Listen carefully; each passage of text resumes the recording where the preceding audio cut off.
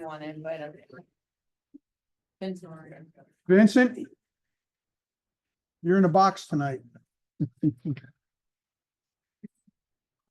Frank.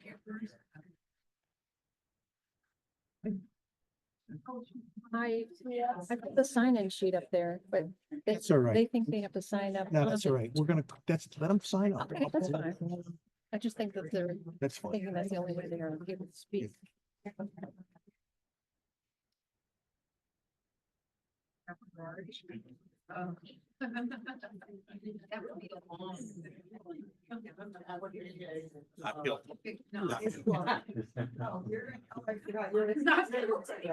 That's what he said. You guys have got to keep Kimball in line. Wait till he sees it there.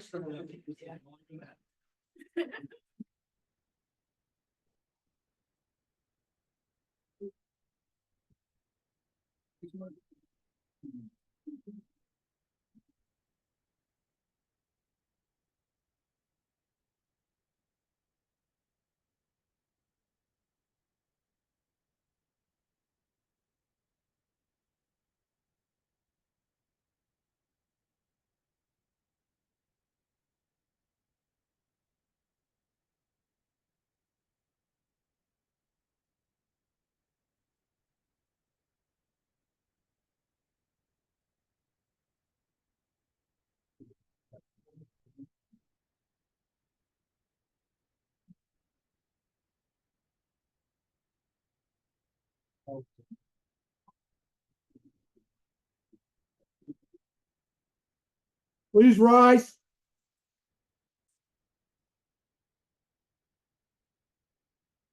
I pledge allegiance to the flag of the United States of America and to the republic for which it stands, one nation, under God, indivisible, with liberty and justice for all.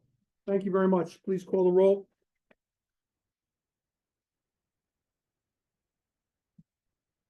Councilwoman DeGroot. Here. Councilwoman Hayner. Here. Councilman Schatzel. Here. Councilman Van Cleef. Here. Supervisor Quigley. Here. Thank you very much and welcome to the Town of Ulster Town Board meeting for Wednesday, June 18th, 2025. Safety announcements, please note the exit signs, the fire exits to your left and to your right. In case of an issue, please exit in an orderly manner. There are several additional announcements I'd like to make tonight. I see a considerable number of people who have not normally attended the Town of Ulster Town Board meeting. So these comments are for your edification. The Town of Ulster has two public comment periods. The first one is at the beginning of the meeting and is related to agenda items and agenda items only. Battery storage facility is not on the agenda. So therefore, that is an appropriate topic to be brought up and comments made to the town board at the end of the agenda. Second of all, we have rules in the town. The first rule is we ask for your name and address. Given the number of people here tonight who will be speaking, we have put a piece of paper on the podium. And if you come up, we ask that you sign in. This is to assist the town clerk in her minutes and recording those comments and attributing them to the proper people with the proper spelling of the names. The second rule is in relation to 3 minutes for the privilege of the floor. That has not been applied religiously in the past because we have not had the number of speakers that I expect tonight. We will have a timekeeper tonight with 3 minutes. The third rule is we ask that you address all your comments to the town board and not to members of the audience. The fourth or fifth rule is that we ask that the quorum be maintained within the audience. We've had meetings where there were signs and people started chanting, and we've had them removed. That is not how we do business in the town of Ulster. Are there any additions or changes to the agenda? You have some items that you want to bring to the end? I do. at the Okay. end, yes. I have two items. One is budget mods, right after abstract of claims. And the second is an update on the matter of 338 Glenary Boulevard, which is of interest to the members of the Glenary Lake Association and those that live in the Glenary neighborhood. Public discussion of agenda items. Mr. Regis Obajeski.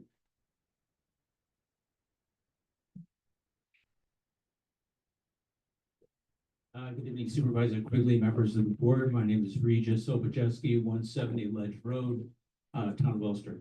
Just a really quick question on one of the agenda items, fourth, I believe, in new business, has to do with the presentation of the financials. It says to be mailed. Does that mean that will not be on the agenda? That is correct. It was Okay. not completed in advance to be adequately distributed to the public so that they have a time to review it. The board has not reviewed it. It will be passed over or tabled as we get to it. Perfect, thank you. Other comments on agenda items? Thank you very much. The next item on our agenda is the presentation and approval of the minutes for the May 1st workshop meeting and the May 15th town board meeting. May I have a motion to accept the minutes as presented? So moved. Do I have a second? I'll second that. Do we have any discussion? All those in favor? Aye. Any opposed? The minutes are hereby adopted. Ms. Reavy, communications? We have one communication that was received this week via email from an individual that rented our senior center with the issue of the return of the security deposit, and that issue being reviewed by Buildings and Grounds. Thank you very much. Abstract of claims, Ms. Hayner? Yes, our abstract of claims is $587,000, sorry,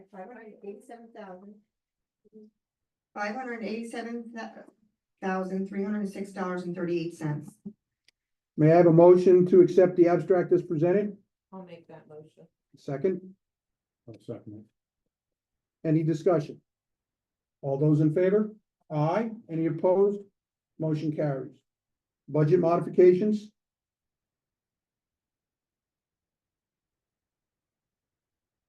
Oh, I'm sorry, I do have one. The budget mods are $150,326.40. This is essentially to recognize additional revenues that have come in over budget that are being added to expense line items to cover expense overruns that have occurred through the end of May. It's income. Income increases being used to fund expense increases. I make a motion to accept that. Have a second? I'll second. Any discussion? All those in favor? Aye. Aye. Any opposed? Motion carries. The next item is the transfers.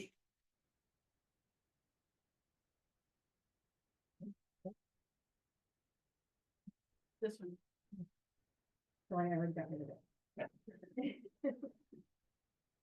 The transfers are $35,063.75. This is in essence to transfer money out of one account to an account that has a deficit.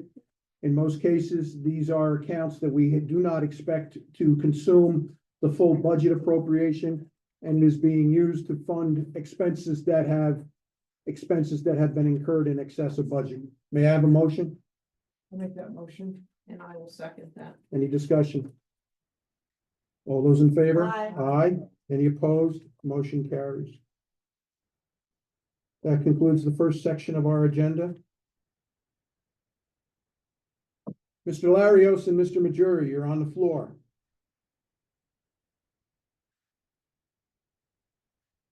Ladies and gentlemen, over the last several weeks, the town of Ulster has experienced some major sewer main failures along Ulster Avenue. On Monday morning, I was informed that we had another one over the last weekend, and that has resulted in the sewer superintendent asking for emergency repairs on the sewer mains along Ulster Avenue. Mr. Larios is the town engineer, and Mr. Majuri is the sewer superintendent. Please proceed. Good evening. Each of you has a copy of the map of the original Ulster Sewer District sewer infrastructure, which involved about 40 miles of sewer lines installed in the very early 1970s.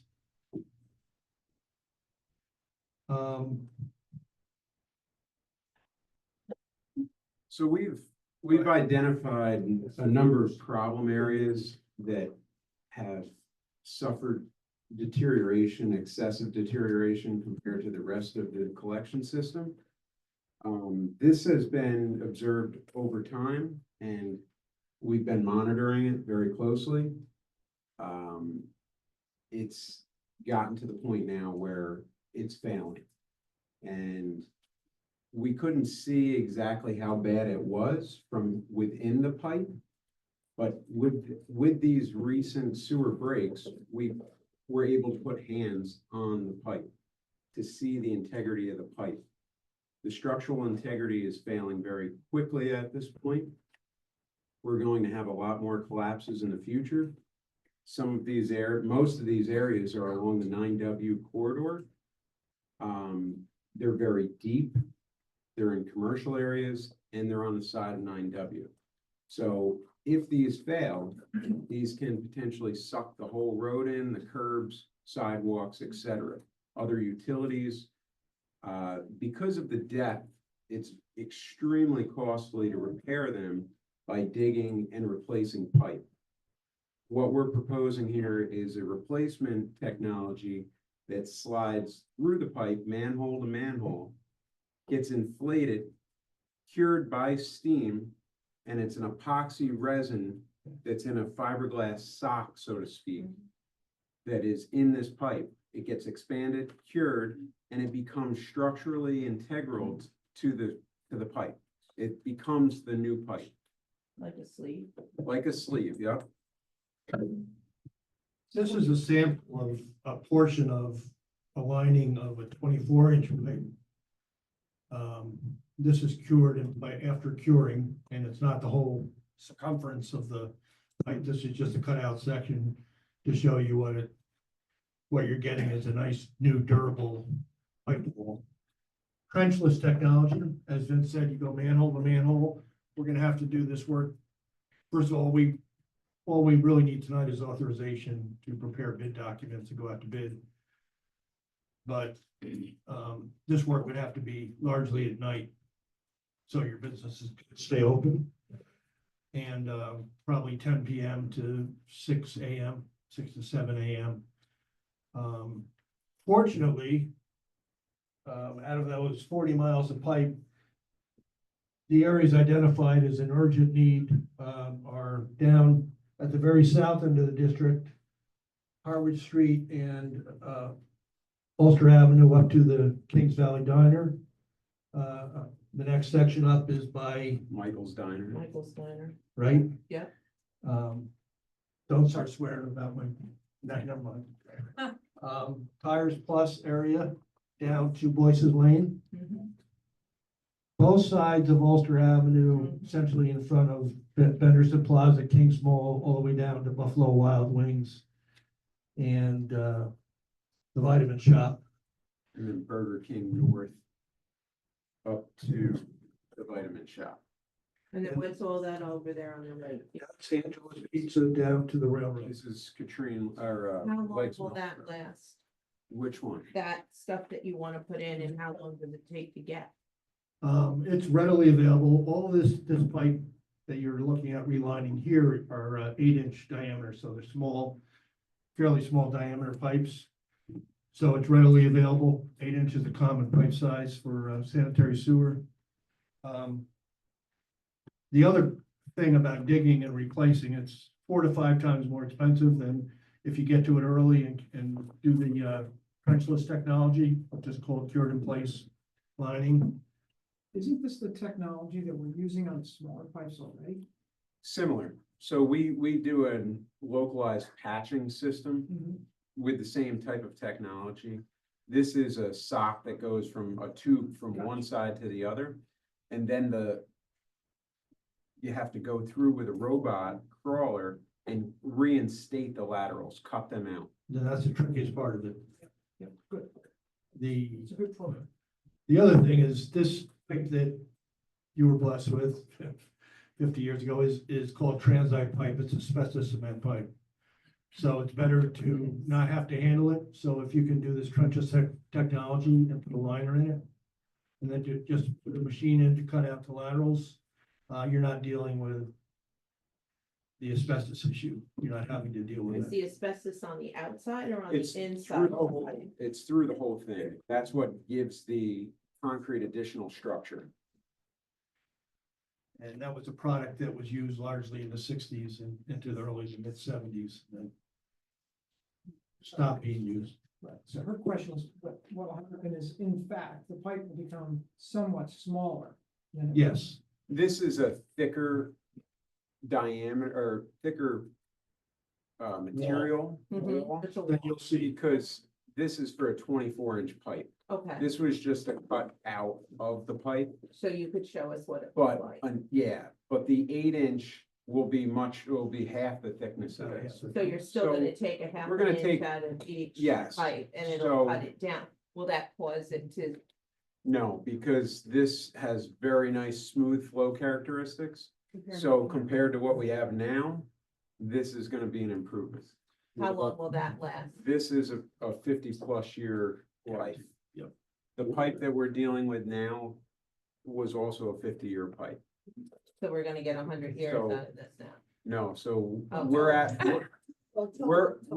50. We're at 50, we're gonna get 50 We're at more. Right. 53 years of a 50-year pipe, and the pipe is in good shape everywhere that there isn't grease.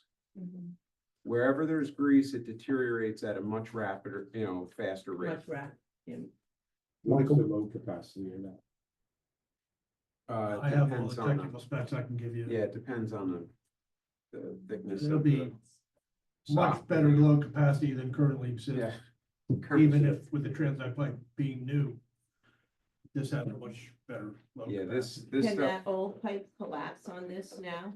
This will, the sock that he was talking about that gets Right. put in manhole to manhole, then gets inflated and goes up around the existing wall of the pipe, of the current pipe after the line is cleaned.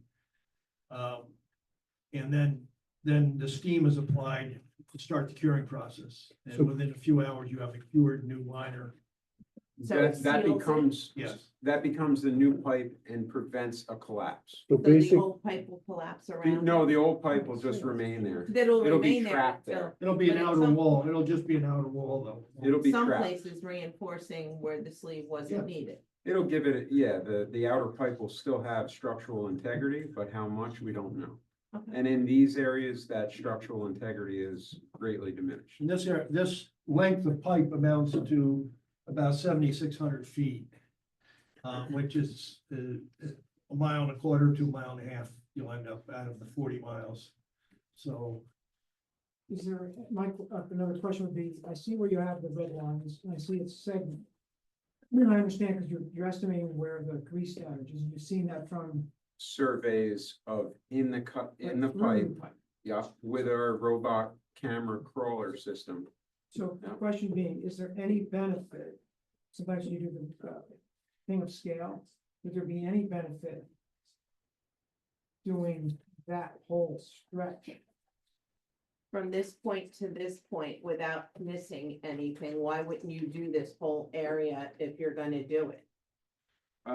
We've been through, we can continue to do this as a, At a later date, At a can later you go in date? at this point and Yeah, go here these and can- just put it from there you to can there? go from manhole to manhole at any time, but these are the key areas that are in an emergency state. Okay, I just want to make sure. Sinkholes are not covered under our insurance. I just want you to know that, just so you know. Sinkholes are not covered. That's why I'm asking all these Okay. dumb questions as far as. we can do, but we would prepare a bid document that would be per foot of pipe with this as the base bid. We can always add in additional for additional. Supervisor's not happy that I'm spending this money. no, let me just say this. Yeah. We've had discussions of what the expected project costs are. like what happened with Rupco when we went to bid, we came in with a lower bid cost, Right, we did more. The same could happen Right. here to achieve what Mr. Van Cleek had mentioned. okay. If the bids come in lower than what we've talked about, which, by the way, is all fully funded in the capital reserve of the sewer district, we would be able to accomplish more work and wrap this up quicker. And we have other areas identified that we could go to next, but these are the top priority. Okay, Well, I'm looking at. okay, I just, that was my. Those are already in line, If and there's any if, savings in doing a little bit if more. that becomes available, then we know exactly where we need to go. Yeah, you'll have a per foot bid price. How often do we look at those cameras that are down there? I know we looked at them last year and we had a moratorium and everything. But Right, how well, often do this- we watch If- those if- cameras? So while we're talking about the moratorium, if you notice that this area That in was it. red Mhm. is mostly the moratorium area, because Okay. we knew we had concerns, we knew we had problems. And that's why we were so hesitant on some of these Just to projects. clarify, the moratorium was driven by the manhole structures on Boyce's Lane acting as a constricting device to the flow as it went to the sewer plant. It slowed it down, and in high periods of flow, it would overflow and back up, surcharge. So that's not, these improvements will not correct that problem. We're still having an engineering study done on fixing the Boyce's Lane surcharge issue. That's correct. There's a lot of your district flow goes to Boyce's Lane, down Boyce's Lane to Dogwood. Or Berkshire's, I'm sorry, to Dogwood. Most of the commercial area that's in red that you guys can see is flowing to Boyce's Lane. So is it reasonable to think that the next area to look at might be Mhm. Boyce's Lane? That was my point. There you might have to. There's other areas that we would go to probably first. Boyce's, there's a capacity issue too, you know, as Jim just mentioned. Oh, okay. Yeah, Sometimes, that's a especially pipe during peak size. flows and wet weather and surcharges, So because it's only Is 10 that pipe inch. size bigger? it It's is only bigger 10 inch, by, but it should have been bigger. By how much?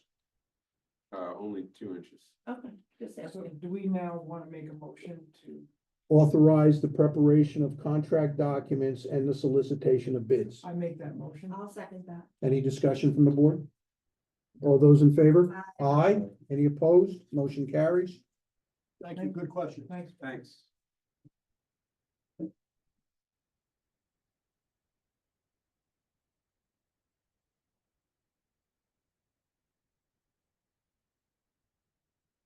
The next item on our agenda is the presentation and acceptance of the town clerk's monthly report for the month of May, 2025. Ms. Reevy, do you have anything to call to our attention? I don't. The town clerk's office processed a total of $356,000 during the month of May. Good job. May I have a motion to accept the report as presented? I make that motion. And I'll second that. Discussion? All those in favor? Aye. Aye. Motion approves. The next item on our agenda is a presentation and acceptance of the supervisor's monthly report for the month of May, 2025. This is a report that is presented to the town board. It shows the spending for the month, the cash receipts for the month, the monthly income statement, and the year-to-date performance, as well as the cash position. The town of Ulster's cash position at the end of May was $27,665,000. And that was spread out between demand deposits of $15,000,007 and time deposits of almost $12 million. May I have a motion to accept the supervisor's report as presented? I'll make that motion. Second. Any discussion? I think it's important to continue to remind everyone that all precaution is taken, that these funds are kept in government approved and secured in double accounts. All those in favor? Aye. Aye. Any opposed? Motion carries. The next item on our agenda will be tabled. It's the presentation and acceptance of the statement of the annual financial and operating information. This is the information that the town is required to file with the Securities and Exchange Commission to give public disclosure to the public bondholders of the debt of the town of Ulster. The document has not been completed by our financial advisor. Ms. Hayner? Yes. Summer camp counselors, we will be hiring 13 seasonal employees for summer camp at Post Park. Camp will run from July 7th until August 22nd, 2025. Pay rates are listed as follows. We have McKenna Black as an assistant director at $20. These are all non-competitive seasonal and non-union positions. David Jackson was already approved prior at $23 an hour. We have the following 12 counselors: Miley Bagando, Abigail Black, Cynthia Borchell, Maya Chambers, Xavier Fowler Wachtel, Courtney Halley, Madalena Macaluso, Hayden Mitchell, Haley Mitchell, Dakota Quick, Anna Tuchterman, and Brody Norton, all at $18 an hour. Make a motion, they be approved. I'll second. Any discussion? All those in favor? Aye. Any opposed? Motion carries. Continue. I now have a police officer that is part-time, non-competitive, in union, not covered for benefits, at a wage of $28.25. Start date is June 23rd, 2025. Chief Berardi would like to recommend hiring Gerardo Perez Lopez as a part-time police officer. Gerardo is currently attending the Ulster County Law Enforcement Training Group Police Academy and is looking to further his law enforcement career. May I have a motion? I'll make that motion. Do I have a second? Second. Okay, Mr. Schatzel to the second. Discussion. Chief Berardi, when will he be ready for field training? Phase 2 starts the end of June. It runs a few weeks in July, and then mid to late July, he should be ready to hit the streets. Okay. We are at a full complement. Yes. All those in favor? Aye. Aye. Any opposed? Motion carries. Thank you. Continue. Retirement. Retirement. Anna? I didn't know I was doing that, but I thought Frank was gonna do Matthew. So we have Matthew Bechtold that is retiring as of June 30th of this year. Make a motion to accept it with regret. Do I have a second? Yep, I'll make that, Okay. second that, with regret. Mr. Petromall, what's his tenure? 24 years. Yeah.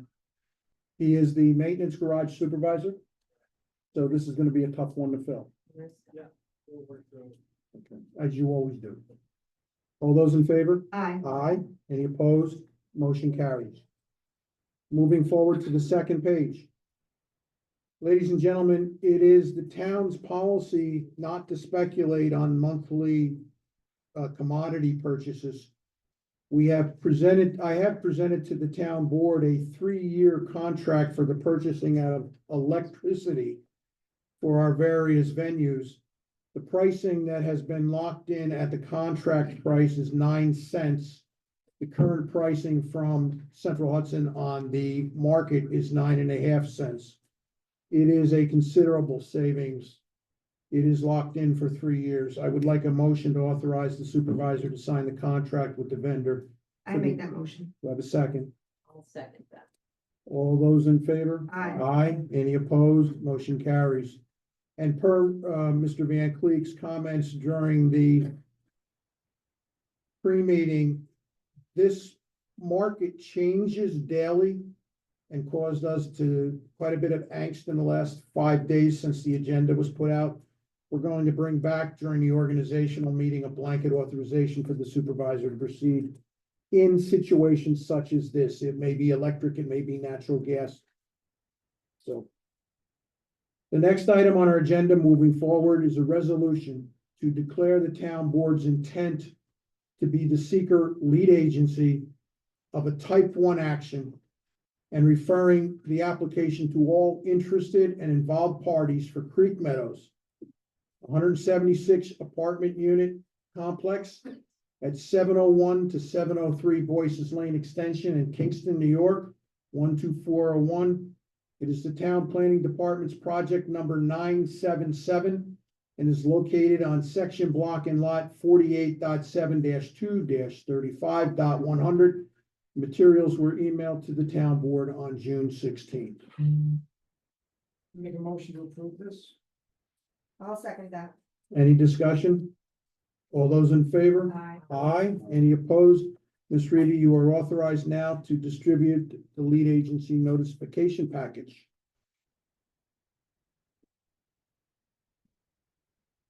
The next item on our agenda is the discussion of a new policy to be implemented for the financial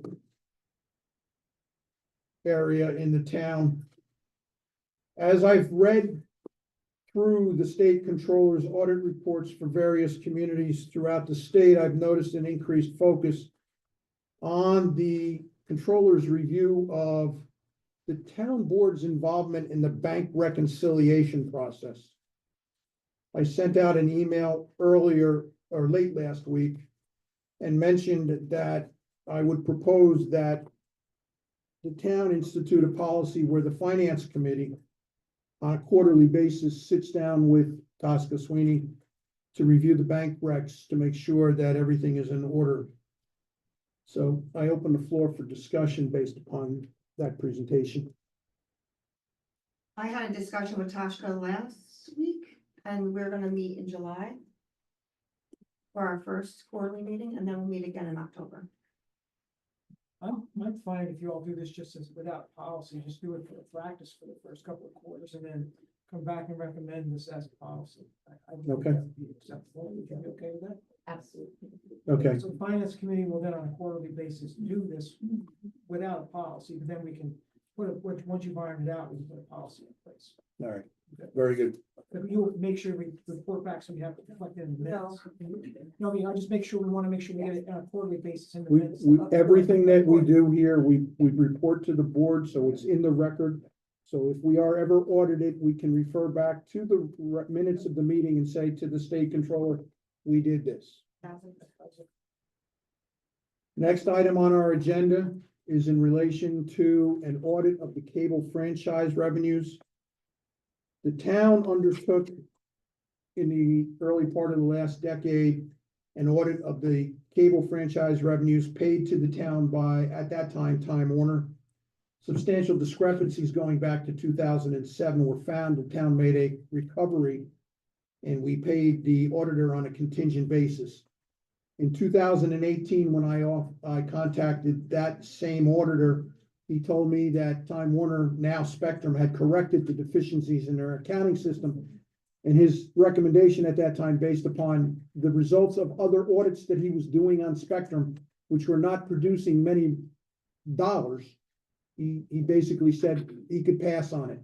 He has then since retired, and the town has been contacted by Troy and Banks seeking an engagement from the town on a contingent basis, which means that if they don't find any revenue, they don't earn any revenue. So I put the motion on the floor on this matter. We lose revenue. No, No, we can't. If they don't find something, we don't get billed. So to me, it's a no-brainer. No, I meant, can we lose revenue if they find that less cable is being used? no, I don't think that Spectrum would ever overpay us. Can they take stuff back? That's what I'm saying. I don't think Spectrum's gonna take anything back. We can't lose in this situation at So all. I make a motion, we go ahead and do. I do too. So I have a motion and a second. Any further discussion? All those in favor? Aye. Any opposed? Motion carries. Thank you. Moving to old business. First item under old business is a resolution adopting the Part 2 EAF, which is the environmental assessment form, and requesting the applicant to prepare the EAF Part 3 for Lightstar Renewables, which is a solar project to be located on Titan Bridge Road in Carl Terrace, Lake Katrine, section block and lot 39.20-2-22, project 955, with the materials being provided to the town board on June 16th. I make a motion to accept this. Do I have a second? I will second that. Any discussion? I'm glad to see that this was changed, and we are gonna continue on with more of the questions.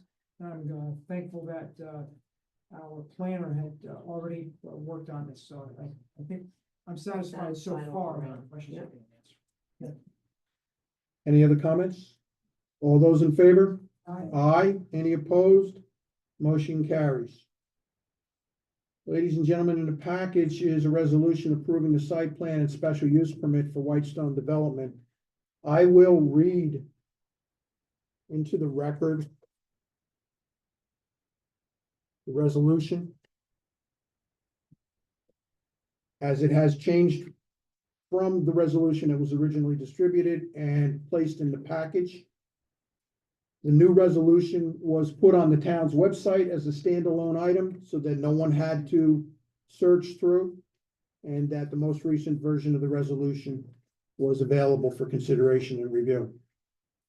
Resolution approving site plan and special use permit for Whitestone Development, 1530 Route 9W, Town of Ulster. Date is June 18th, 2025.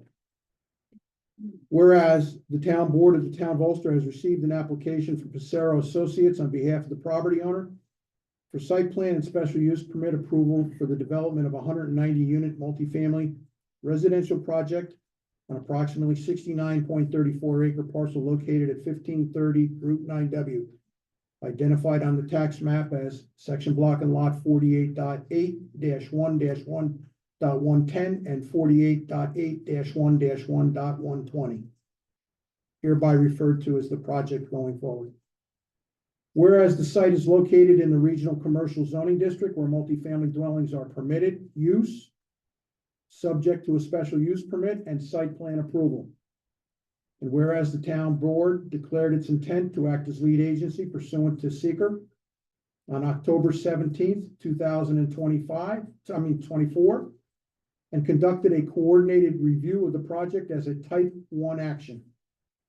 Whereas the town board adopted part 2 of the full environmental assessment form, EAF, on May 15th, 2025, and requested that a draft full EAF Part 3 be prepared by the applicant.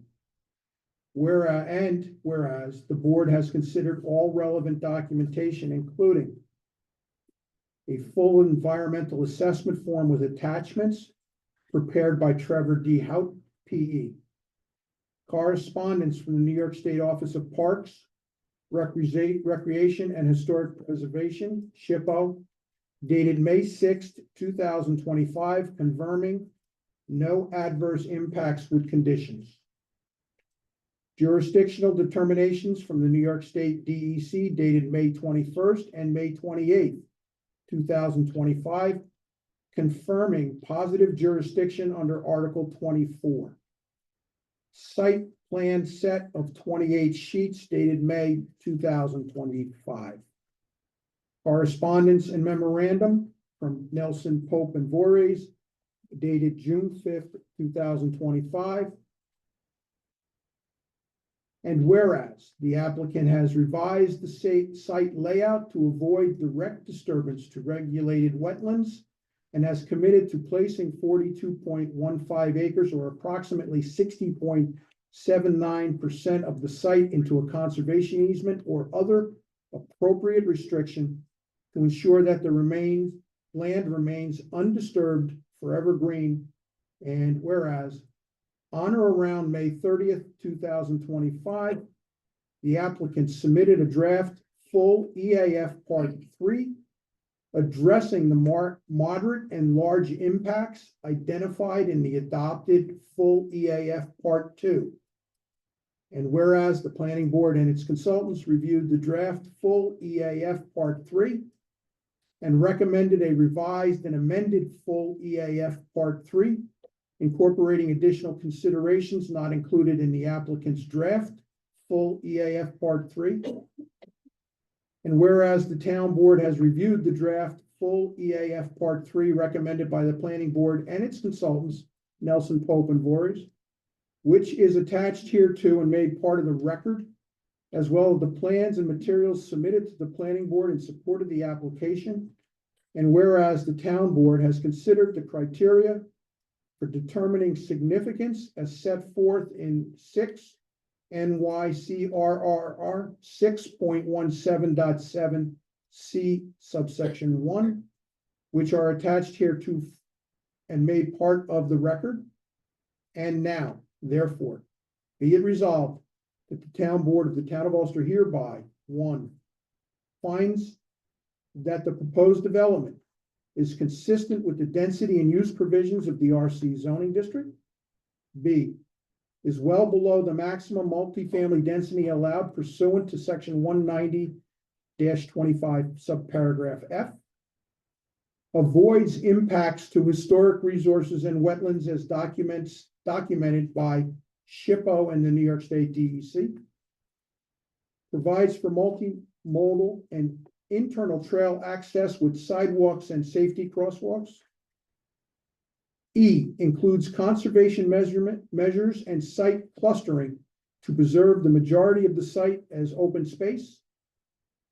And 2, adopts the EAF Part 3 for Whitestone Development, 1530 Route 9W. And 3, adopts a negative declaration of environmental significance pursuant to seeker for the 1530 Route 9W multifamily development, finding that the proposed action will not result in the indicators listed in 6 NYCRR 617.7C subsection 1, and will not result in any other significant adverse environmental impacts.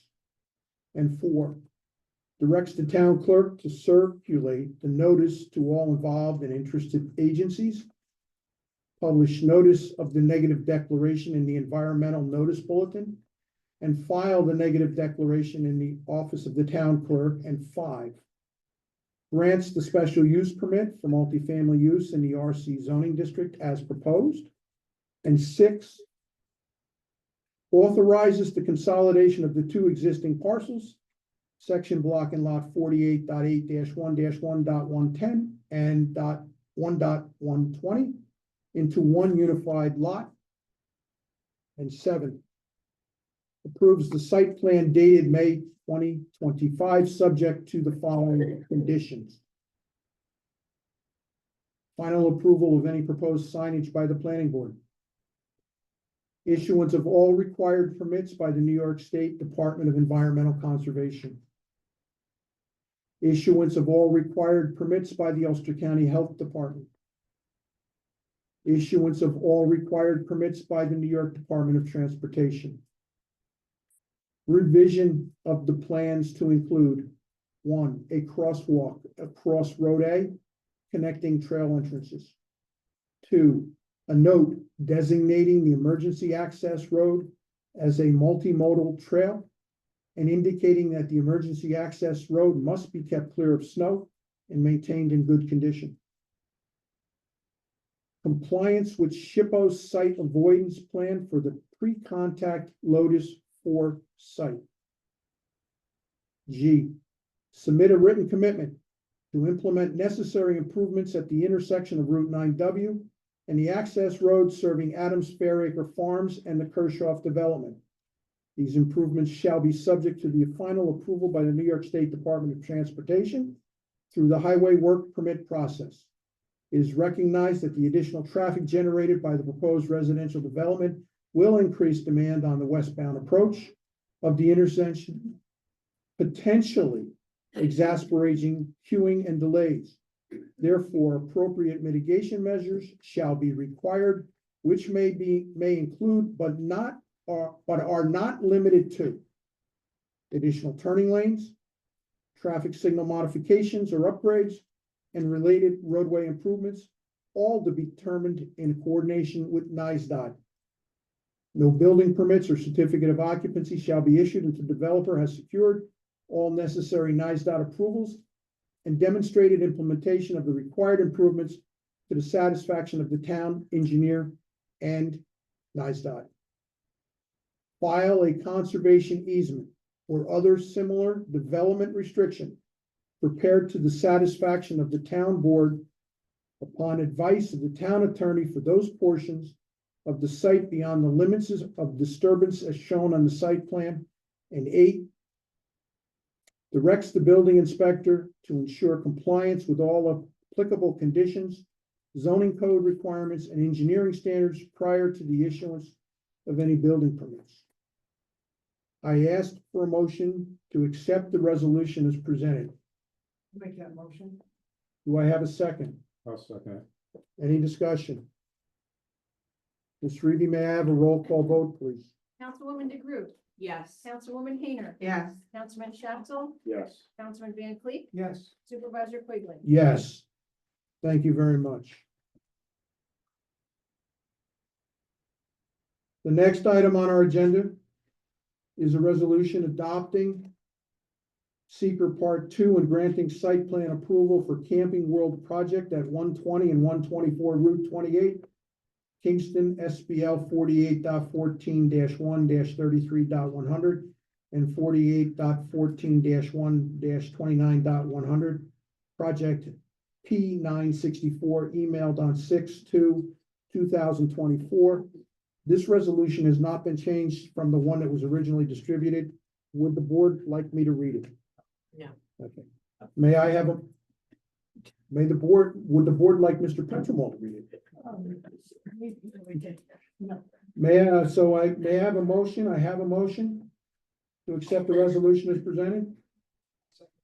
Second, discussion. All those in favor? Aye. Any opposed? Motion carries. The next item on our agenda is a resolution authorizing the referral to the Ulster County Planning Board for Hart NYC Design Build, 17 to 19 Powell Lane, Kingston, SBL 48.14-3-32. This is project P 966. This was emailed to the town board on 6/16. Yes. I'd like to ask a question regarding this. I will allow it, but you are outside the realm of our rules, so please proceed. We received approval from the planning board last week, and we also were told that Ulster County Planning Board had been referred the project and that there were no comments back from them. Well, I checked with the with the planning office. There was no evidence that it was referred, number one. Number two, the planning board did not have the rights to refer it since the town board is lead agency. And number three, when I checked the EAF form, the box checked floodplain was negative. When I checked the maps, the property lays within the floodplain. Under the referral policy of the Ulster County Planning Board, this project has to be referred to the county planning board for review. The town board has made a mistake like that in the past, and I do not like those phone calls from the Ulster County Planning Board asking me, why did we screw up? This is the second time we're being delayed on this project. Conversations out of order. Thank you. May I have a motion to accept the resolution as presented? I make that motion. Do I have a second? I will second it. All those in favor? Aye. Any opposed? Motion carries. They didn't come to the podium. I know. The next item on our agenda is a resolution and order pursuant to New York State Town Law, Article 12A, establishing the Town of Ulster Ambulance District. This was emailed on 6/15. For the purposes of this discussion, the town has entered into a contract with a private ambulance provider.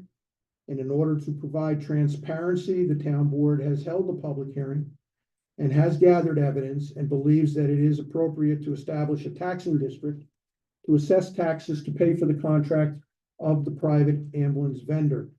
This is the resolution ordering the creation of the district and moving forward with the process. May I have a motion? I will make that motion proudly. I will second that. Any discussion? All those in favor? Aye. Any opposed? Motion carries. Thank you. Mr. Petremont, you have a chance to speak up. The next item is the discussion on the installing of stop signs at the intersection of Marolina Avenue and Catskill Avenue based upon a petition submitted to the prior meeting. I make a motion that the town board make a resolution passing, making this intersection an all-way stop intersection after doing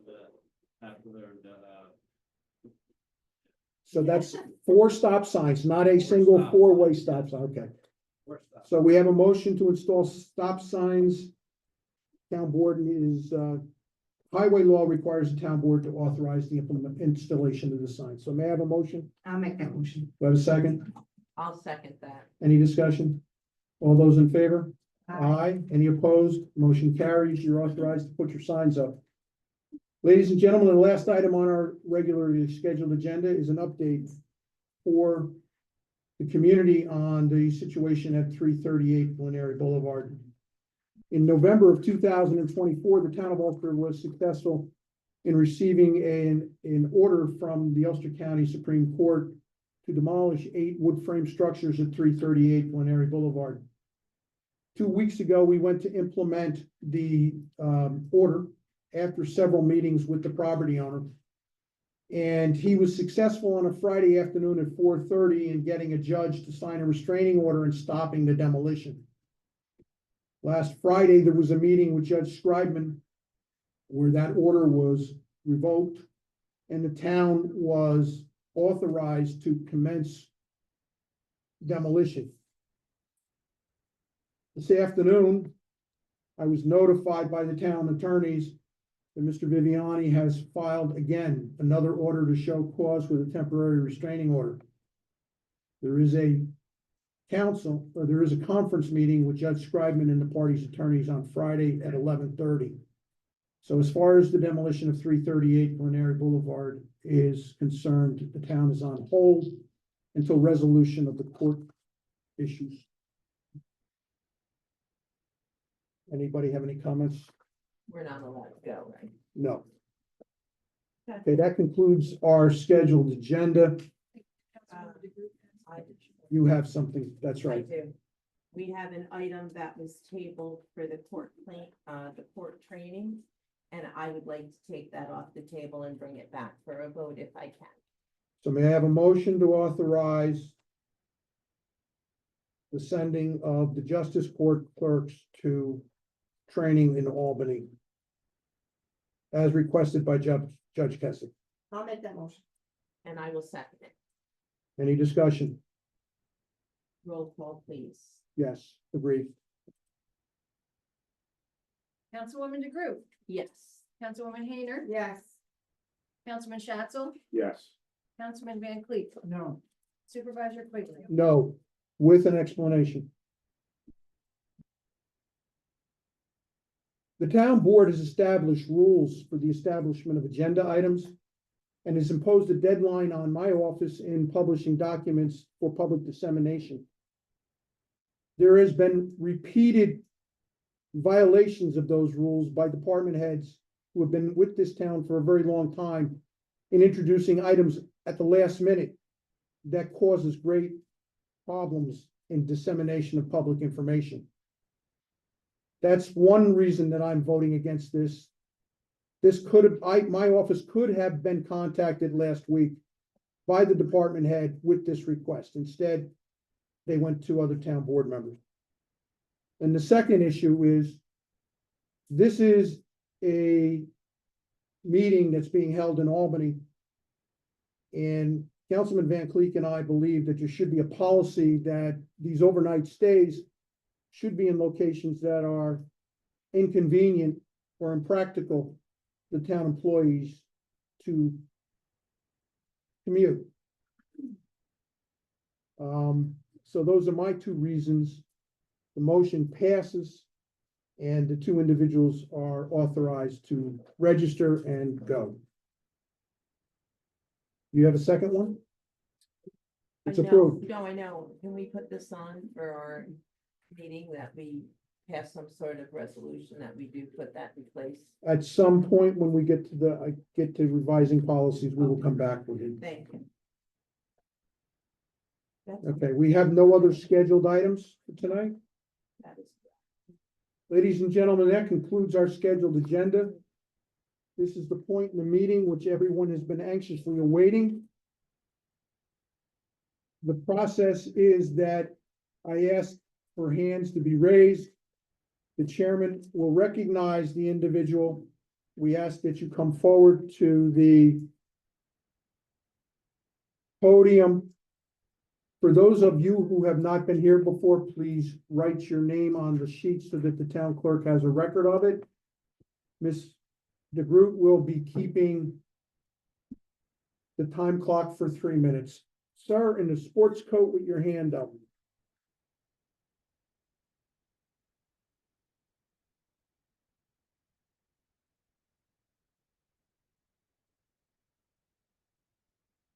Honorable Supervisor, council members, good evening.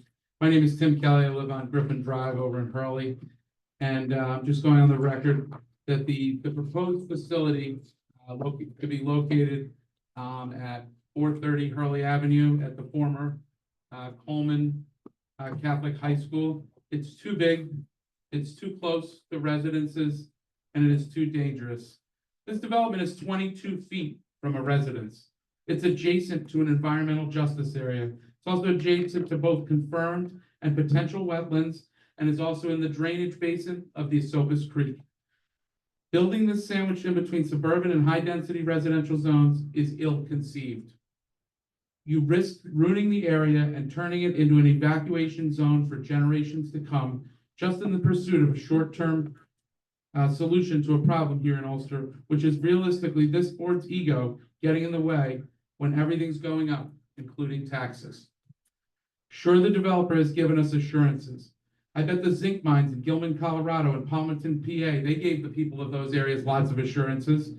There are entire towns that had to use federal funds to be evacuated because of environmental disasters. The same happened in Centralia, Pennsylvania. I visited all these places. I don't want to be bringing future generations here to visit the old Hurley evacuation zone. Do we really want the sirens going off for all the extra responses that have to happen at these facilities in a quiet, bucolic, agricultural community that we have? Across the country, there's been 96 incidents involving a notable one last year involving the very developer who claims to be very good at safety and training. This board should be remiss to approve a special use permit for this site. This isn't an approved use. Your zoning does not state that this is an approved use. This is a special use. I challenge this board and leaders across the county to plan properly and place these facilities in line with county-wide comprehensive planning where it doesn't affect so many residents, including some of the poorest and least among us in the neighboring rent-controlled units that are adjacent to this site. I challenge you to not be short-sighted.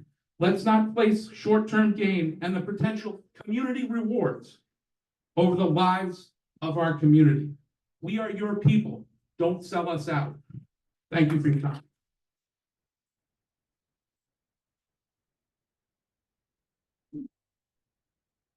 Sir, you registered your name in the front row. Please, your turn. Good evening. My name is Tyler Host. I live at 106 St. George Court. This is directly located over in Rolling Meadows. I know that among you are parents. I myself went to Edston Elementary. I went to Bailey Middle School. My grandmother lived in Stony Run. My family lives in Rolling Meadows. As Tim Kelly has just previously said, this is an incredibly short-sighted measure. This is not a forward-thinking measure. It utilizes technology that, as I'm sitting here speaking, is already becoming quickly out of date. By the time this comes to fruition, that sort of technology will be so far out of date that the fire potential hazards and risks skyrocket compared to the new technology that's being created. There are thousands and thousands of people within such a small radius. So many of these residents are not even engaged in any sort of knowledge about this project. Most of the residents that I've spoken to within the 5-mile radius of the evacuation area, they have no clue about this coming in. So I think it's incredibly important to note once again that the specific environment of this proposed project compared to the other facilities that TerraGen has engaged in is incredibly different in its geographical makeup. This is a heavily wooded area relative to the industrial park sections that they have put their facilities into. These trees would go up like so much tinder. These sort of fires can reach 1800 degrees within a matter of seconds. That's the sort of heat that can ignite wood simply through air currents. I think it's important that young folks are aware about this. Most of the young folks that I've talked to regarding this, They simply do not know. The ones that I've been able to educate on this are in extreme opposition to this. I think it's incredibly important that we do utilize green technology and green energy. This is not that. This is a simple Band-Aid fix for something that frankly we should have been speaking about 10 years ago. Thank you. Supervisor Baum.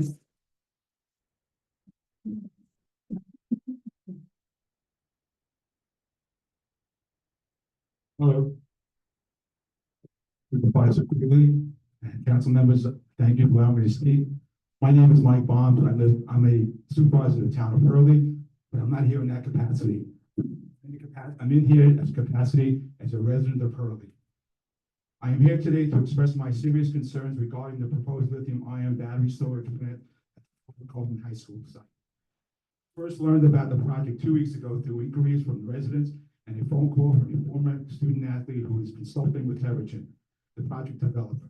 While he highlighted the plant's benefits, he could not answer critical questions such as whether the town of Ulster residents would see a decrease in electricity rates or how Terrigen benefits from this plant. My concern. Suzanne, can I have the sign-in sheet?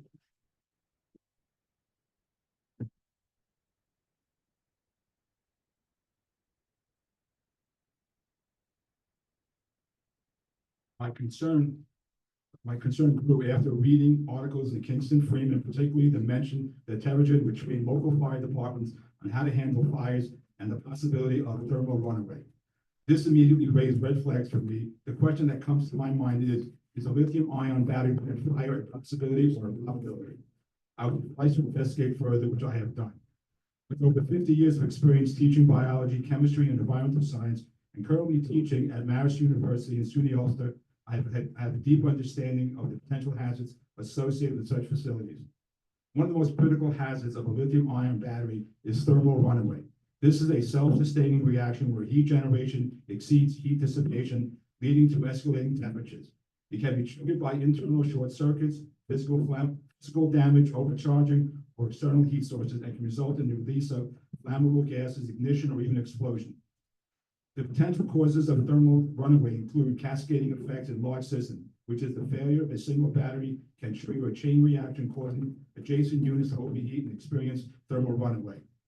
It is important to note that water cannot be used to battle a lithium-ion battery fire, as it can cause a more extensive fire and explosions. Foam is also not an option due to the presence of PFAS. The only way to handle this type of fire is to allow it to burn out completely. The implications of thermal runaway in the lithium-ion plants are significant. That would impact personnel, infrastructure, and the surrounding environment, including fire and explosion risk. Thermal runaway generates flammable gases like hydrogen and ethylene, which can ignite at high temperatures, leading to rapidly spreading fires or explosions. Emission of toxic gases. Combustion of lithium-ion batteries releases toxic substances, including carbon monoxide and hydrofluoric acid, health hazards and polluting air and water resources. Environmental degradation. Battery fires can release harmful chemicals into the soil and water, causing long-term environmental damage that is often costly and complex to remediate. As an example of this, in January of 2025, a battery storage plant in Morse Landing, California, the world's largest lithium-ion energy storage facility, burned for 5 days. This incident led to the evacuation of over 1,000 residents and the closure of local schools. Residents reported feeling ill, and many are concerned about air and soil and water contamination from the toxins. The proposed Terrigen plant will be a 250 megawatt lithium-ion facility housing 300 shipping-sized containers next to an updated electrical substation in a mixed-use zone with many residential homes. The town of Hurley is approximately a quarter of a mile from the proposed plant, and the city of Kingston is even closer. Terrigen plans to purchase electricity from the grid during off-peak hours when prices are low, and to sell it back during peak hours when prices are higher. This is not renewable energy, but rather what Wall Street refers to as arbitrage. NYSERDA has also confirmed that this plant is not renewable energy, since it is not integrated with the green clean energy production site, instead sourcing and returning energy to the grid. I did my research and investigation, and I wholeheartedly agree that battery energy storage systems are necessary for our future generations. But I believe that placing a 250 megawatt lithium-ion plant in the middle of a residential area is inviting a disaster. Locate the plant in a less dense populated area and not in a residential area, and integrate the facility with truly green, clean, renewable energy on site. Thank you.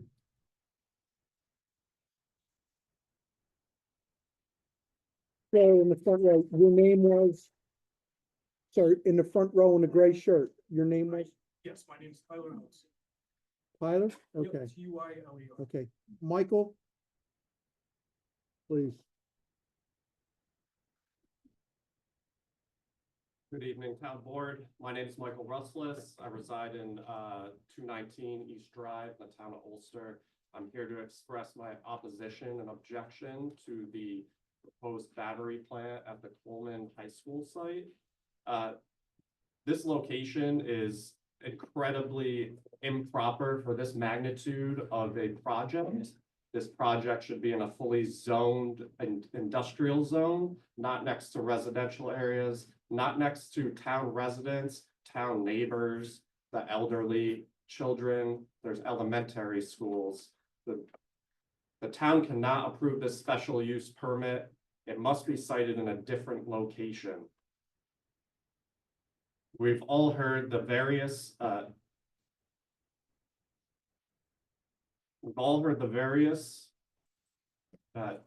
dangers of this project, ranging from the fires and the evacuation zone. The town cannot use this project as a means of subterfuge. Sorry, town cannot use this project as a way to fiscally and enrich itself over the health, safety, and well-being of the residents and its neighbors. I urge the town to not approve this application. The applicant is receiving energy from the grid. It's not renewable energy from a solar plant, a wind farm, or even hydroelectric. It's exactly as was just explained, arbitrage. They're buying low and selling high. I urge the town to deny this application and deny the special use permit. Thank you. Winnie?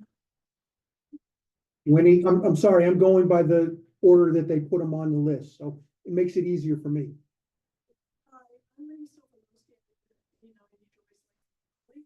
I too am opposed to the lithium battery storage facility at the old Coleman site.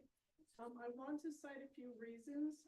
FEMA in 2019 expressed concern on lithium battery storage facilities because of the safety issues they were raising.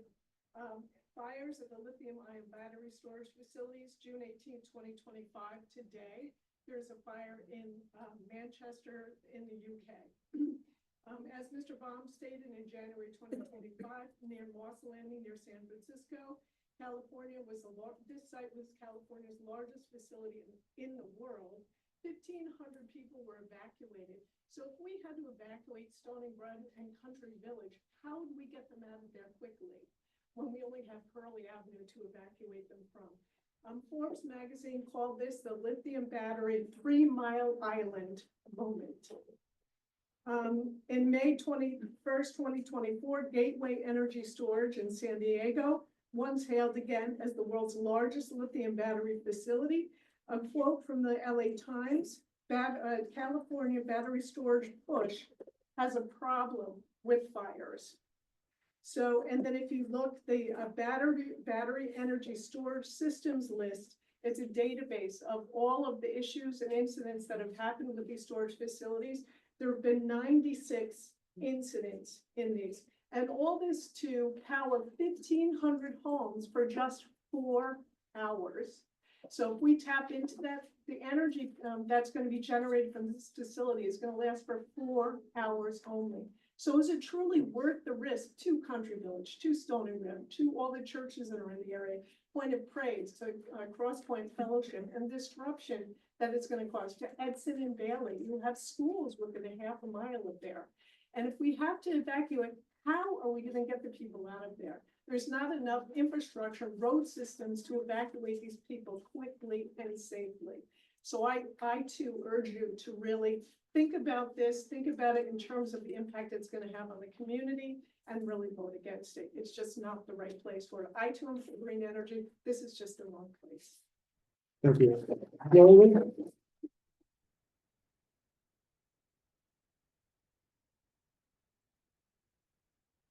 I missed that you moved out of the town of Ulster. Oh, yeah, a while. I went to Florida for 2 years, came back. So I am at 260 at Jolie Dunham, 262 Village Court, Country Village. I was gonna read something tonight. I know so many of you here, and I'm just gonna speak from the heart that I can't believe I'm even here asking and begging you to not even let this go a step further. I know you've done a simple Google search as I have. It's frightening. The thought that I'm gonna be in my home and there could be an explosion, which has happened so many times. There's no way to put the fire out. It has to burn. It's black acrid smoke. I get affected by the Canadian wildfire smoke. And I can't comprehend that this is even being considered without I don't know what your process is, that whether you have to listen to these people and be fair and say, no. But I want you to contemplate for a second that you live where I live in Village Court, and there's Coleman School, and now it's a lithium battery factory, and there's an explosion and a fire. Would you want to live where I presently live if that were to happen? I'm just begging you to stop this in its tracks and say no from the bottom of my heart, and for all the people that live near me, including a lot of senior citizens. Thank you. Thank you. Karen?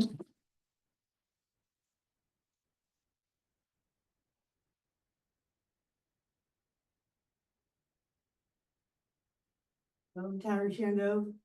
I as well live in Country Village, 216 Village Courts. I also own a home at 114 Altamont Drive in Hurley, 5 miles away, which is on the water plan, which will be getting it from Rolling Meadows. Just like she said, I live right in the back of Country Village. I can hit a golf ball and hit Coleman. I'm good to go. I can see Coleman's roof on a clear day. Without the leaves on the tree, it's right there. What about all these kids, all these people I grew up in, really live in Kingston forever? How can the sliver of Ulster, of town of Ulster, come through our city of Kingston and Hurley and have such a disaster come and be danger for all of us and our pets? Where am I supposed to go when I'm at work and, oh no, there's a fire? Where am I gonna go? Where am I gonna go with my animals? Like, there's no evacuation plan. The thruway's right there. Were you gonna close the thruway too? It's a whole residential neighborhood right across that. I'm not prepared for the giant statement. I don't know a lot of facts about it. I'm reading what everyone else has read as well. But I just feel like it's a very disgrace to our community. I wish you guys would think about the people in our area. Thank you. Thank you. Michelle?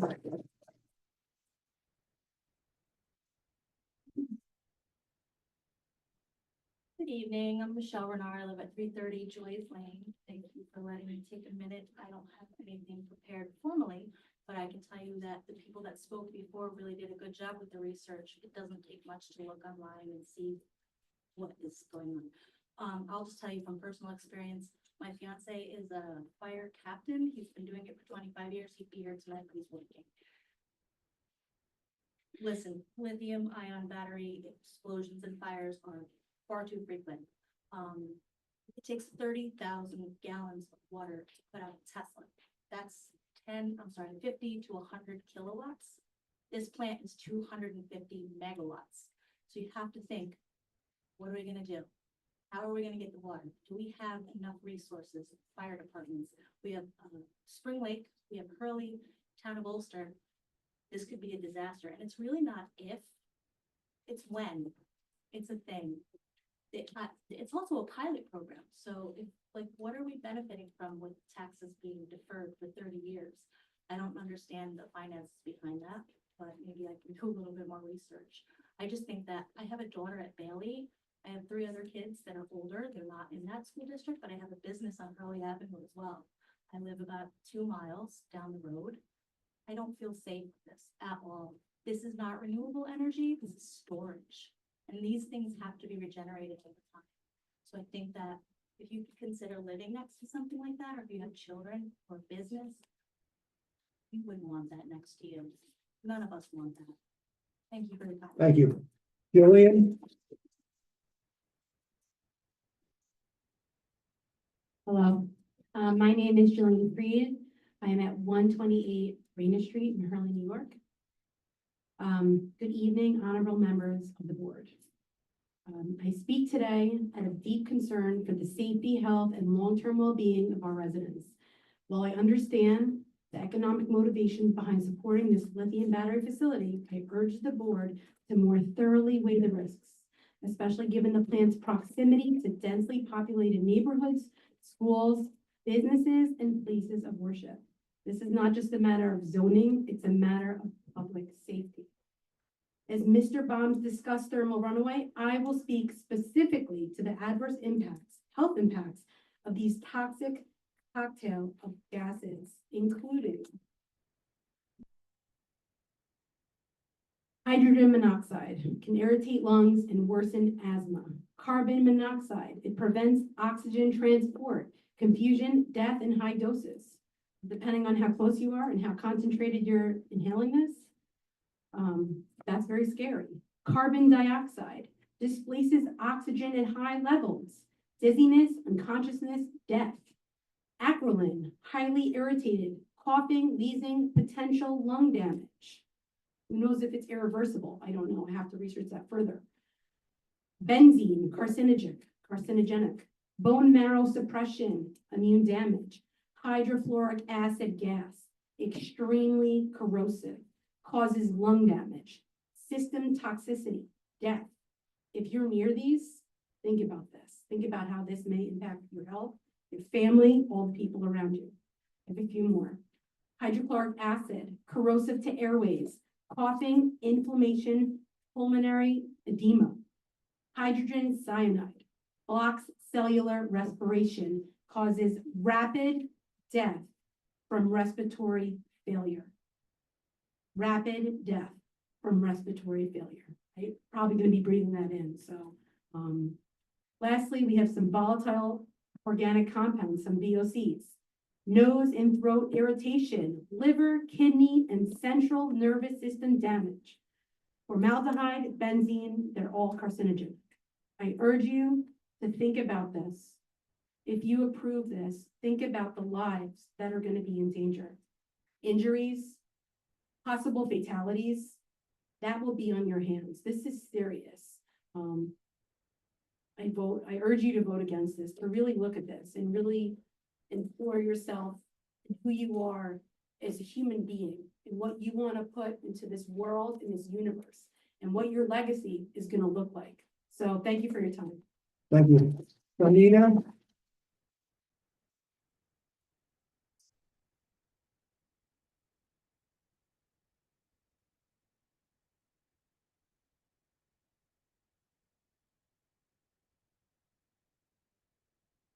Good evening, everyone. Thank you for the opportunity to address you all. My name is Donita Johnson. I live on Mountain View Avenue in Hurley, which is 1.9 miles from the proposed TerraGen site located at the old Coleman facility.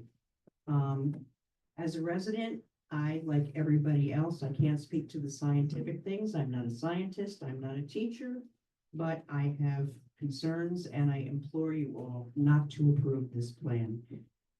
Has anyone considered all of these inherent risks to the safety and well-being of the residents, not only of Hurley, but of Stony Run Apartments, Country Village Townhomes, various neighboring schools, churches, and the town of Esopus Creek, Kingston, our schools?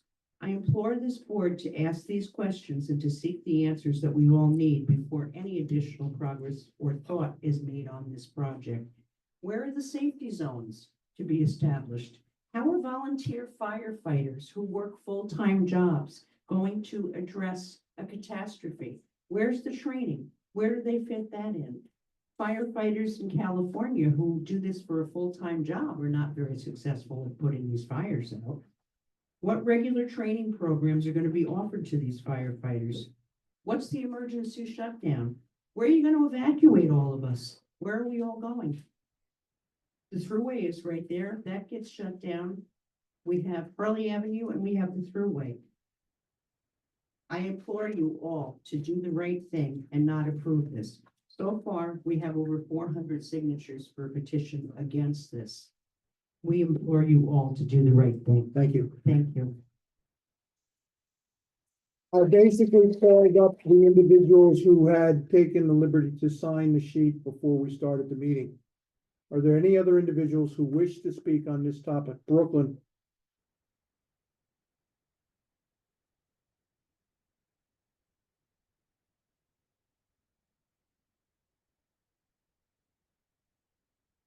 My name is Monica Ayers. I live at 151 Cheryl Street in Hurley. Like everyone else has said, this is not an appropriate location for a battery storage facility like this. It is too close to our residents. It is too close to our schools. It is too close to the apartment complexes, the condominiums, and the Spring Lake community, which lives behind Coleman. It's too close to the thruway, which could be shut down in the event of a fire or evacuation. I don't know if the DOT has been even brought into this in any way, but I don't know what the plan is for that. I'm coming to you as a mother of 2 children. My home will be in an evacuation zone. Their school will be in an evacuation zone. Where will my children be safe in the event of a fire? I want to bring to your attention the Moss Landing Battery Plant, California, which has been referenced already. They opened in 2020. Since then, they have had 2 fires. In January, 1,200 residents had to evacuate. After the fire, over 800 residents reported illnesses, and there were multiple hospitalizations. I've also brought for you your review, if you're interested, the complaint for the class action lawsuit resulting from that fire and from the illnesses that the residents incurred. In the weeks after the fire, nobody was even allowed to mow their lawns for fear of disrupting chemicals that had fallen to the ground. And since then, there's elevated chemicals in the soil, including cadmium. Even at low exposure, cadmium can cause damage to kidneys, lungs, bones, cancer, cardiac issues, and gastrointestinal issues. The long-term harm from this one fire is still unknown. It just happened. California 1 was also shut down for 3 days. And upon attempting to reopen, the facility was immediately shut down due to leaks, and they've not been able to reopen since January. So I ask you what good a facility does that's supposed to be generating revenue that can't even operate. My questions for the board are, why is this the best location? Why do you feel this is the proper location for this? What is the plan for in the event of a fire? What is the plan for fighting the fires? What's the plan for evacuating the residents in the event of a fire? Where would you like us to go, and how would you like us to get there? What resources will be provided for the low-income residents at the Stony Run Apartments in the event of an evacuation? What is the plan for evacuating the schools? What is the plan if the thruway gets shut down? Will the DEC be involved in any environmental impact review? And why are you, the town of Ulster, the best agency to take the lead on this project? The town of Hurley Avenue burned in 1777. I don't think you want it as your legacy to burn it again. Thank you. Yes, please. Yeah, Can we ask Monica for a copy of that? Hi, okay, hold on a second. Anyone who read from prepared remarks, if you could leave a copy of your prepared remarks with the town clerk for the record. If you don't have a copy, if you hang around after the meeting, we can make a copy and return you a copy. So please proceed. Yes, hi, I'm Anna Chetnik. I live in Country Village, 20 feet away from the proposed site. I have a question. Why this location was taken under their consideration? The New York State specifically agreed on installation of this type of plants, but not close to any residential area. So you go against New York State laws. One more question. Would you like to have your daughter, mother, father, grandparents live 20 feet away from this type of plant? Just think about it. Mr. Guarini? Yes, Vicky.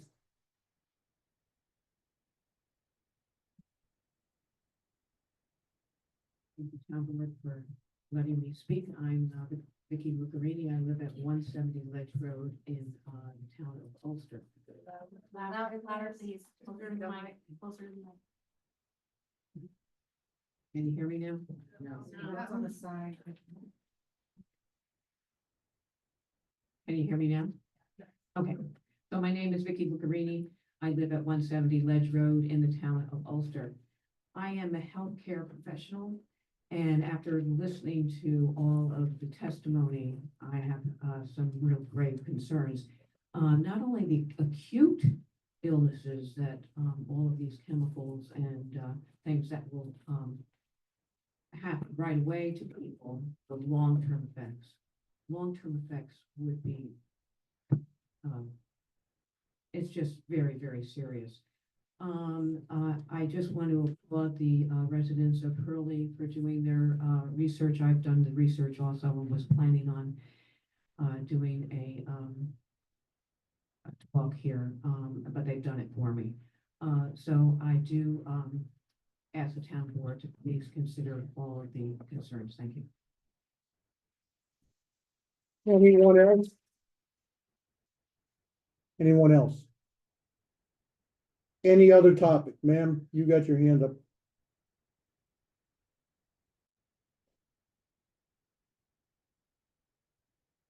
My name is Lynn Bailey. I live at 46 Walton Lane in Hurley, New York. And I just want to emphasize the feelings are amplified throughout our community and how dangerous and unbelievable it is that this could actually happen right so close to all of these residences just because this plot of land happens to be available close to the substation, which was built or expanded 5 years ago. But we voted for the CLPCA, but maybe the timing's a little off because like someone else said, this technology is already going to be outdated. I'm sorry, I don't understand what we voted for. The New York State, the CLPCA. What is the that? Climate Act. Okay. Right, which we're trying to get off of fossil fuels. This is not renewable energy. This is just taking energy off the grid and selling it back to make 10 cents a kilowatt for a bunch of people who don't even live in the United States of America.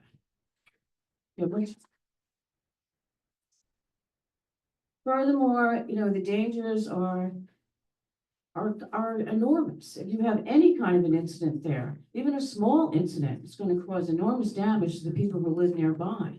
If you have a large incident, most of these places have less than 250 megawatts and they have a 5-mile evacuation radius. What's the evacuation radius going to be for 250 megawatts of a runaway fire?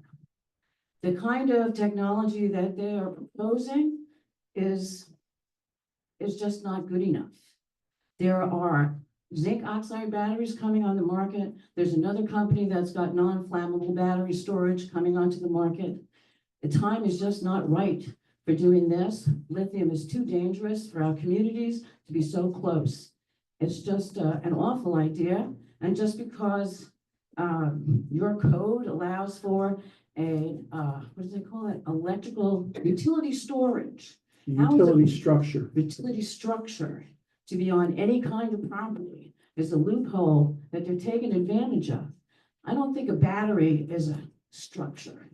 This is an active device that is full of chemicals that can be very harmful to anybody that comes near them, and the fire suppression systems don't even work half the time. And they don't know why. 50% of the cases where they've had these fires, they can't identify the reason that they took place. And we're going to build more of them. So I strongly urge you to tell them no, to not approve this SUP, and keep our communities safe. Thank you. Are there any individual steps, lady, ma'am? It's behind you. I was calling a woman. Hi, my name is Allison Beer and I live at 443 Hillside Drive in Hurley. I grew up in Hurley, I live in Hurley, and I work at the elementary school in Hurley. I prepare my students for active shooters, and now I'm gonna have to prepare them for this. I can't even believe it. Our emergency evacuation is the church in Hurley. That's no longer going to be an option. What is the plan? What am I going to do with my students? I really hope you consider this and the people it's directly affecting. Thank you. Any other individuals? Any other individuals? On any other topic? Ms. Hartman?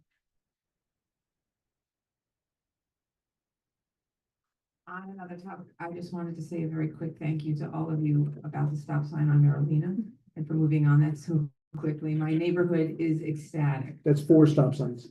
You So have 4 now. times the thanks to Mr. Petrol. And there's already marks over there. So they're all excited and waiting with bated breath. So thank you for moving so quickly. Ladies and gentlemen, on the topics that so many of you spoke about, the town of Ulster had a presentation by Nelson Pope at its last town board meeting. The meeting is available either on YouTube or the town clerk's Facebook page. The process was appropriately described by our consultants at about 45 minutes into the meeting. I would encourage you to look at that video to understand the studies and the process that the town of Ulster Town Board is challenged with. The second thing I want to mention is that tonight you heard us approve a very controversial project, which was a multifamily project, where the town board declared lead agency in October of 2024. I can assure you that this project will not be shorter than the time frame that was used to study the environmental impacts of that project. This is a major project. The full commitment of the town of Ulster Town Board is to run an open and transparent process. The town board's website, under public information, in the lower left-hand corner, has a little area for projects. Every document that the town board has received up until now in relation to that project is, and many others, by the way, are on our town's website. In the past, individuals have come to us and said, how do we keep track of this? I would encourage everyone to go to the homepage of the Town of Ulster website. In the lower right-hand corner, it says, follow us. Put your name on the email list. Items are put on the agenda in advance of the meeting, and the materials are put on the town's calendar webpage so that everyone can have full access to the documentation in advance of the meeting. You've heard me tonight stand up against an action of the town board because it was inadequate disclosure. This is the policy of the town of Ulster. Adequate disclosure and publication of information. And we make it available to everyone all the time. This is going to be a long process where all the questions that you asked will be addressed under the seeker process. Is there anything that any of the town board members wish to add? Yeah, I would like to add that I want to make sure everyone understands that every comment that was made tonight is part of the record and will be part of, we'll make sure that's entered into the secret process. We are looking at this project as one that's going to help us sharpen our ability. We did not go find them, they came to us. So we are very carefully sitting here listening. We cannot show bias in our listening. We have to listen and consider and think, because we don't want to get caught in a legal problem either. We have to appropriately listen and consider and research and then decide.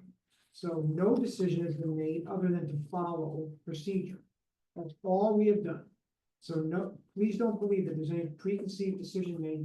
We are following procedure and we'll probably double down in this case. As we said last month, the last meeting, we see this as extremely significant, not to just the town of Ulster, but to the neighboring communities. And that's why we wanted to make sure that in the documents that were sent out, that we researched every community, everything that should be involved and tried to press it even further. So thank you. The town of Ulster was the site of the convenient food mart on Hurley Avenue. And as many of you know, that burned several years ago. A developer bought that site and proposed a certain use, which a lot of you came here to talk against. And the town of Ulster listened to you. And we voted it down. Developer sued. We lost in court, and it cost us $50,000. We were reprimanded for not preparing the proper record, which is what you heard tonight when we went through with the multifamily apartment project. We developed the record and supported it with documentation and studied. This is not a small-time Brooklyn developer on this project. And I don't think this town board is going to put town of Ulster taxpayers at risk.